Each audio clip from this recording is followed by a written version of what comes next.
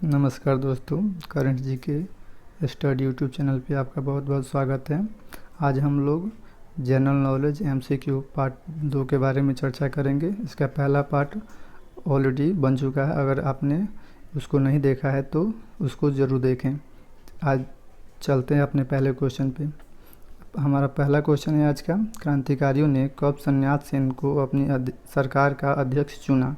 तो इसका सही आंसर होगा 29 दिसंबर 1911। और डॉक्टर सन्यास सेन गणतंत्र चीन के पहले राष्ट्रपति थे जो 1925 में राष्ट्रपति बने। अगला क्वेश्चन है हमारा, कोविनेड लीग सोसाइटी का संस्थापक कौन था? तो इसका सही आंसर होगा सन्यास सेन।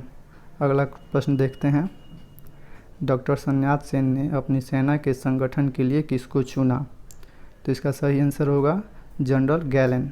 अगला प्रश्न देखते हैं, चीन के जनवादी गणराज्य की राजधानी कहाँ थी?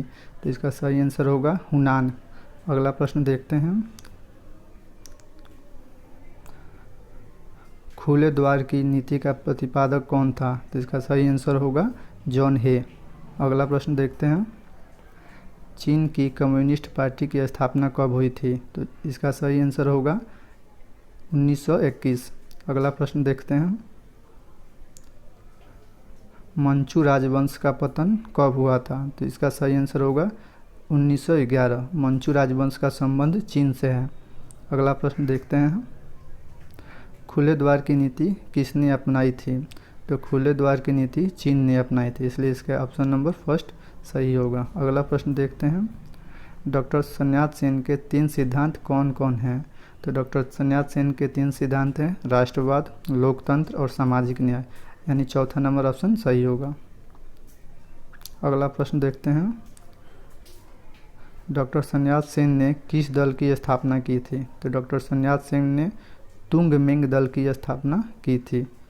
अगला प्रश्न देखते हैं, वर्तमान समय में भारत का सबसे लंबा राष्ट्रीय राजमार्ग कौन है?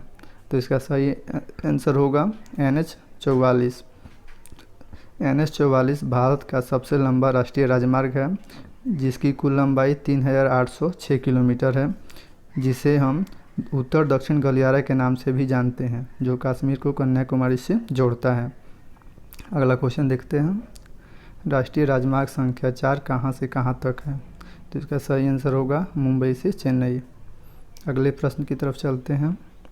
अगला प्रश्न है हमारा, भारत का सबसे छोटा राष्ट्रीय राजमार्ग कौन सा है? तो इसका सही आंसर हो जाएगा 47A, यानी 47A जो है भारत का सबसे छोटा राष्ट्रीय राजमार्ग है, जो कि केरल के वेम्बनाड द्वीप पर स्थित है। इसकी कुल लंबाई मात्र 6 किलोमीटर है। अगले प्रश्न की तरफ चलते हैं। अगला प्रश्न है, भारत में सड़कों का सर्वाधिक घनत्व किस राज्य में है? तो इसका सही आंसर होगा केरल, यानी कि ऑप्शन नंबर फर्स्ट। अगले तरफ क्वेश्चन की तरफ चलते हैं, राज्यों में सड़क मार्ग की लंबाई में प्रथम स्थान पे कौन सा राज्य है? तो इसका सही आंसर हो जाएगा महाराष्ट्र। अगले क्वेश्चन की तरफ चलते हैं, सड़क निर्माण क्षेत्र में निजी भागीदारी को बढ़ावा देने के लिए सरकार ने कौन सी नीति अपनाई? तो इसका सही आंसर होगा ऑप्शन नंबर 4, यानी कि सड़क निर्माण क्षेत्र में निजी भागीदारी को बढ़ावा देने के लिए केंद्र सरकार ने एक नीति अपनाई, जिसको कहा जाता है बनाओ, चलाओ और हस्तांतरित करो, यानी ऑप्शन नंबर 4 सही होगा। अगले प्रश्न की तरफ चलते हैं। अगला प्रश्न है हमारा, सीमा सड़क संगठन की स्थापना कब हुई? तो इसका सही आंसर होगा सी, यानी 1960। सीमा सड़क संगठन से देश के सीमावर्ती क्षेत्रों में सड़क का निर्माण करता है। अगले प्रश्न की तरफ चलते हैं। अगला प्रश्न है हमारा, वाराणसी से कन्याकुमारी की कुल दूरी कितनी है? तो इसका सही आंसर हो जाएगा 2369 किलोमीटर, यानी कि ऑप्शन डी। अगला प्रश्न देखते हैं, भारत का सबसे लंबा केबल सेतु गुजरात के किस जिले में है? तो इसका सही आंसर हो जाएगा सी, यानी कि भरूच में। अगला प्रश्न देखते हैं, भारत 2019 के अनुसार राष्ट्रीय राजमार्ग की कितनी लंबाई किलोमीटर है? तो इसका सही आंसर हो जाएगा ऑप्शन नंबर 1 यानी कि 1,15,435 किलोमीटर। अगला प्रश्न देखते हैं। अगला प्रश्न है, जीव विज्ञान शब्द का प्रयोग सर्वप्रथम किस वैज्ञानिक ने किया था? तो इसका सही आंसर हो जाएगा ऑप्शन नंबर 3 यानी कि ए और बी, लैमार्क और ट्रेविरस दोनों ने किया था। अगले प्रश्न की तरफ चलते हैं। फूलों की खेती के अध्ययन को क्या कहते हैं? तो इसका सही आंसर हो जाएगा फ्लोरिकल्चर। अगले प्रश्न की तरफ चलते हैं। गाय का वैज्ञानिक नाम क्या है?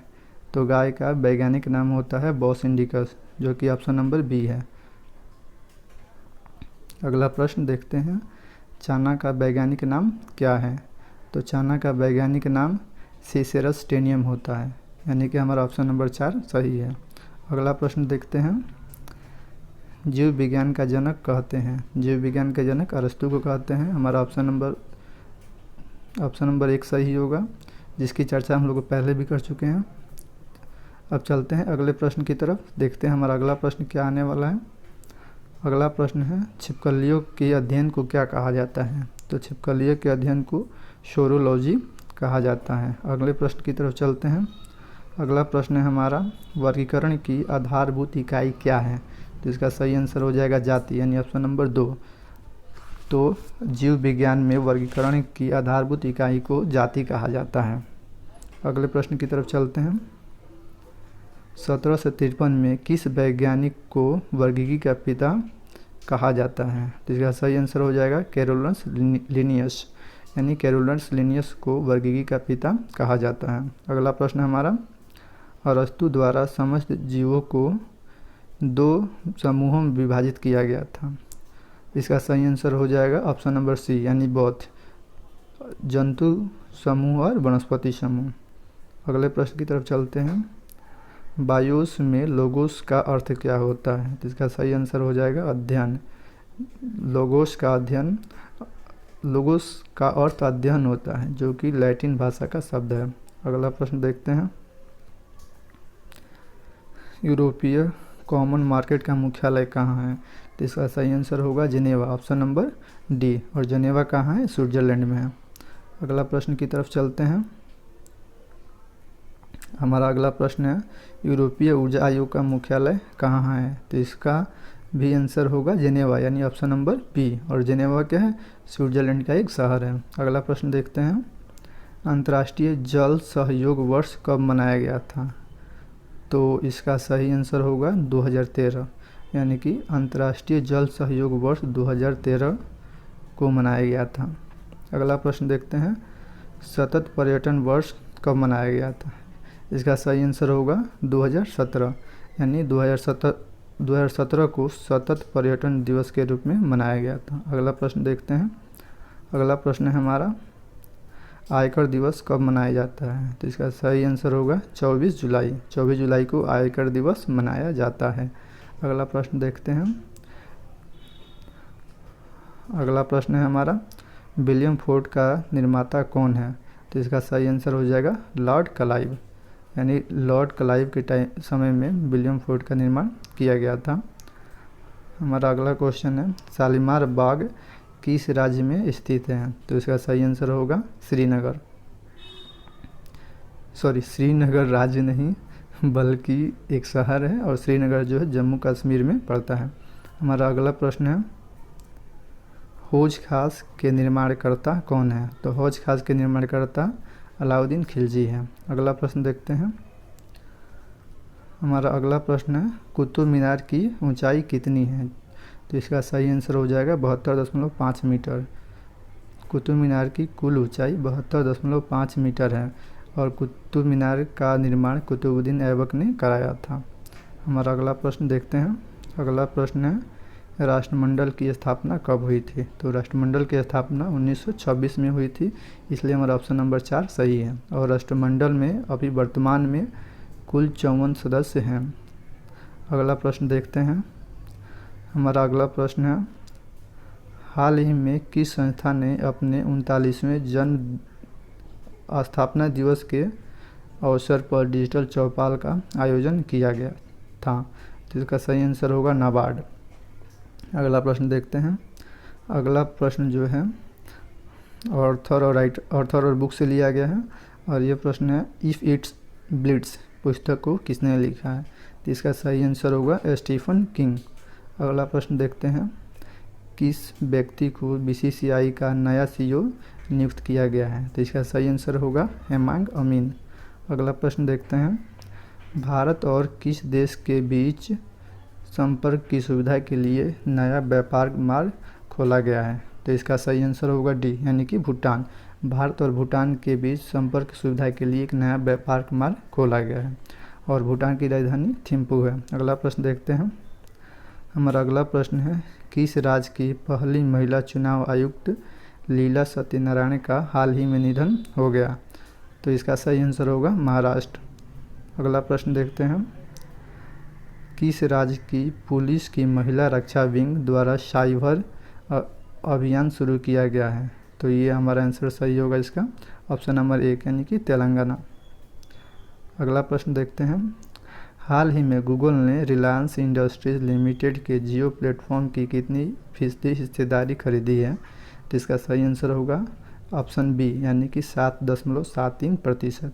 अगला प्रश्न देखते हैं, US India business counselling global leadership award 2020 किसने जीता है? तो इसका सही आंसर हो जाएगा ऑप्शन सी, ए और बी दोनों, यानी कि ए नंबर एस.एन. चंद्रशेखरन और बी जिम ताइकलेट, इसलिए हमारा ऑप्शन सी सही है।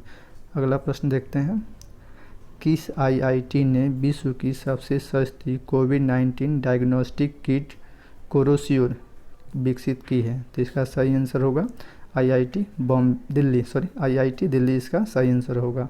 अगला प्रश्न देखते हैं, तुर्कमेनिस्तान में भारत के नए राजदूत कौन बने हैं? तो इसका सही आंसर होगा विधु नायर। तो दोस्तों, आज का हमारा क्वेश्चन यहीं पे समाप्त होता है, फिर मिलेंगे।